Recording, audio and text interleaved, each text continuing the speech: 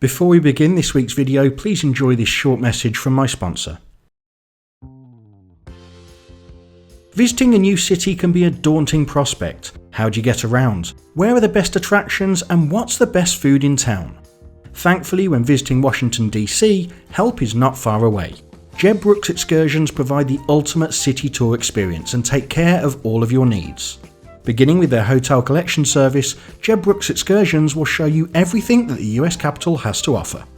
So for your next trip to the USA, make sure to choose Jeb Brooks excursions and start making memories.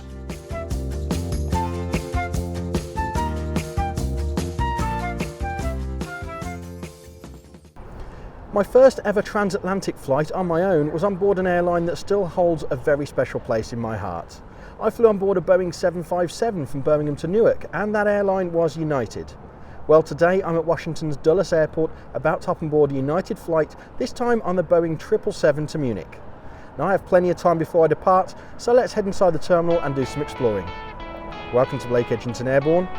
Let's get going.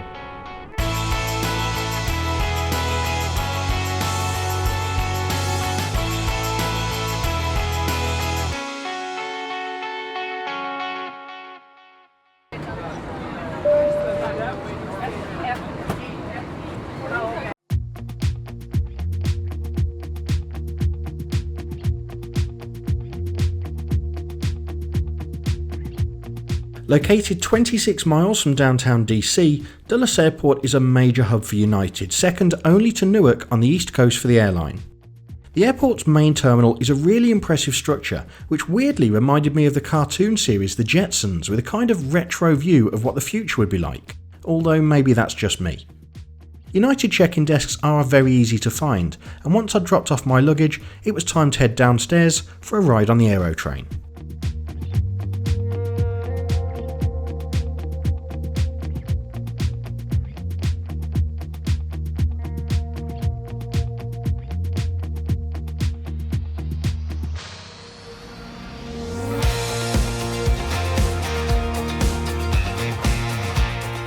The Aero train dropped me off at the C&D concourse, which is dominated by United.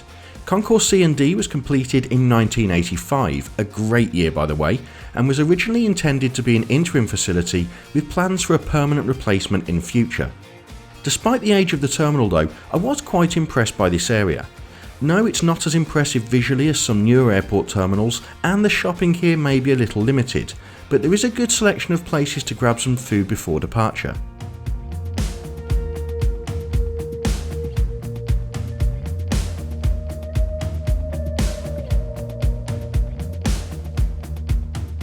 If you're travelling from Concourse C&D, there are a couple of nice touches for departing passengers, such as a number of charging stations around the gates, and if for some reason, even in this day and age, you don't have a cell phone, then the airport offers a complimentary domestic telephone service. Oh, and did I mention that the views are pretty good too?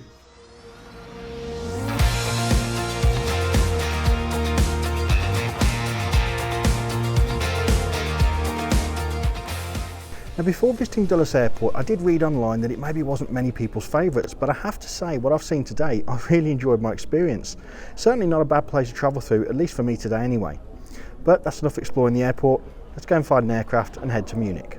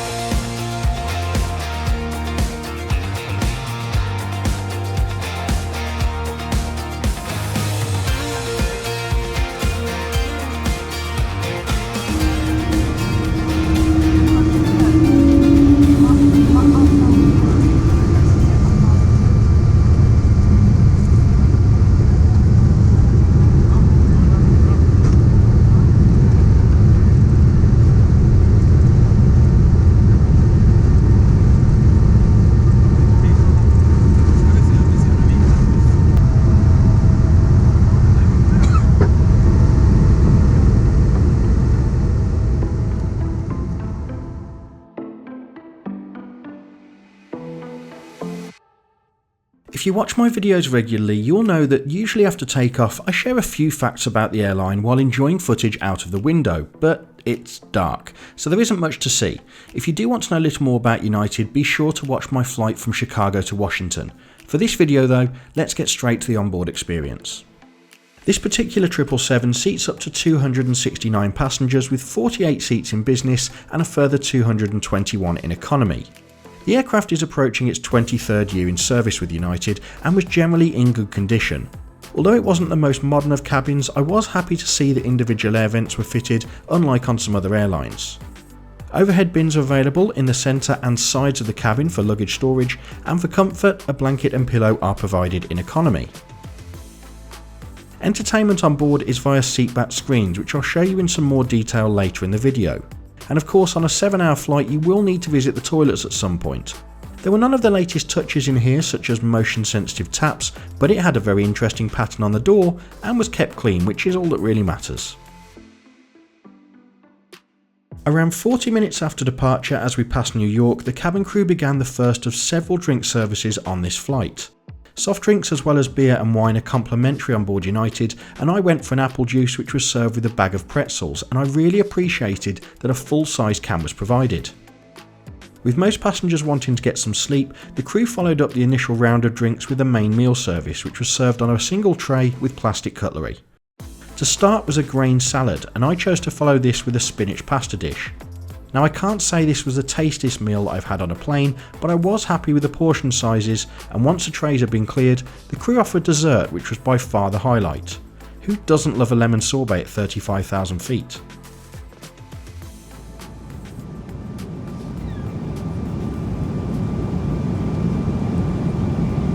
Well, with the meal service over, it's almost time to try and get some sleep, but first of all let's show you around the seat that you can expect to find on the United 777. United have several different cabin configurations on their Boeing 777 fleet, with newer and refurbished aircraft now featuring 10 abreast seating in economy, but as you can see from this seat map, my aircraft had one less seat per row, meaning a little more width at each seat. The day before departure, I took advantage of a $69 upgrade offer to Economy Plus, which benefits from extra legroom, but apart from that, all economy seats are pretty much the same, and as I mentioned earlier, they feature an entertainment system at the top of the seat. The screen can be tilted a little to offer a better viewing angle, and it features both the cabin crew call button as well as controls for the individual reading lights. The tray table in the centre of the seat is quite spacious. There's certainly enough room here for a laptop, or as you saw earlier on, for the meal tray, and it can be slightly adjusted for smaller passengers. There is of course a space also to place your drink so it doesn't slide off the table. Looking towards the bottom of the seat now, and here's the netted literature pocket which contains the United 777 safety card as well as the Hemispheres magazine, but the most important part of the seat, and the reason that I chose to upgrade, is the legroom. On a long haul flight, a little extra space really can make all the difference. While my Economy Plus seat had plenty of space to make the flight more comfortable, long haul travel is made much more enjoyable for me by the quality of the entertainment system, and sadly the system on this aircraft was not the best. As you can see, the screen is very small and it's pretty much covered by my iPhone 8 Plus, and the resolution was average at best. The touchscreen wasn't very responsive, took an eternity to load any content, and generally felt pretty outdated and in desperate need of an upgrade. With that being said though, the choice of content was impressive. United offer a range of movies to choose from which are categorised to help find something to watch depending on your mood, and a selection of children's content is available. As well as a selection of music, United's audio channels also feature a live flight deck section where you can listen to communications between the pilots and air traffic control, which is sheer heaven for a plane geek like me, as is a route map, although as with the rest of this system, the map here wasn't as impressive as some that I've seen recently. The highlight of the in-flight entertainment though had to be the range of TV shows provided. Yes, there were modern shows available, but I was much more excited to revisit my youth by watching shows such as Buffy the Vampire Slayer, and I particularly enjoyed a couple of episodes of The Fresh Prince, which even today still gets me laughing. So I'm sure that you'll agree that the entertainment system on this flight had its good and bad points, but one thing that I cannot fault is the United app. It's superb. Via the app you can stream entertainment directly to your personal device, and in case you are wondering, at-seat power is available on board to keep your equipment charged. As well as the streaming service, the app provides very useful flight information such as gate updates and arrival times. You can also access a live seat map to find out if, like me, whether or not you have a free seat next to you, and it even tells you what to expect from the onboard service. Wi-Fi was available on board and cost around $21 for a full flight pass. As this was a night flight and everybody I knew was asleep, I decided not to connect, but I did make sure to update my social media accounts when I landed in Munich. I posted images of the trip, and you can make sure to track my future journeys by following me on Facebook, Instagram and Twitter.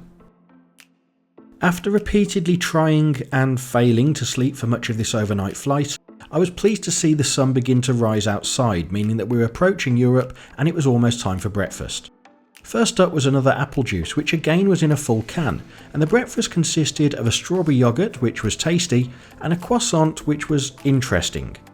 There wasn't much to the breakfast, but it was enough to eat at such an early hour, and to be honest, with the views outside getting better by the second, I was much more interested in looking out of the window anyway. So we've just heard from the flight deck, not long now until we arrive in Munich. Make sure to stick around to the end of the video for my final thoughts on my United experience today, but for now, enjoy the landing.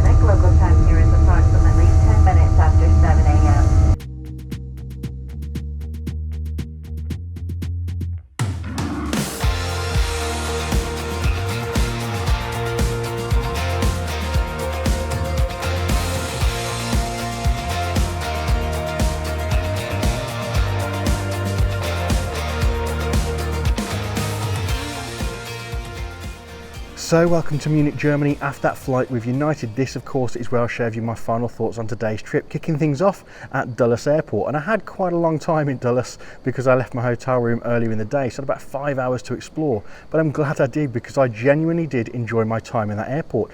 I found the design absolutely fantastic. I really enjoyed it overall. And also there's a very good selection of restaurants, although if you are used to some major airports, the shopping is maybe a little bit lacking, at least where I went through anyway. And then we come to the flight itself. Now the flight today, first of all, landed nice and early, which is always a benefit because I have a pretty tight connection here in Munich. I upgraded a day before my flight to one of the Economy Plus seats, and I am glad I did. That extra legroom, particularly on an overnight flight, makes all the difference. But as comfortable as my seat was with the legroom, sadly it didn't recline, which made it a little bit difficult for me trying to get to sleep. The entertainment system on United did have a very good selection, but as you'd have seen from earlier in the video, the resolution and the responsiveness of the screen is a little bit lacking. It's a much older design. The cabin crew today, they did work very hard. I also like the fact that when we did receive service, we had plenty of drinks runs throughout the flight. You got a full can of a soft drink that I went for. Makes a difference compared to a small cup. Keeping hydrated on a flight like this is really important, as is keeping well fed. And the food, well, it wasn't really to my taste. After a bit, both meals, the dinner and the breakfast, I wasn't too keen. Certainly that croissant that I had, it's not like the ones I've had in France. But overall, I did enjoy my flight of United today. It was a very good experience, just for a few little tweaks, mainly I'd say because of the older aircraft. Let me know if you've flown United before. I'd love to read your feedback in the comment section below. And if you've enjoyed this video, please do give me a like. Of course, as always, please do ask you to subscribe to the channel if you haven't already. Only with your support can it continue to grow. And most of all, take care.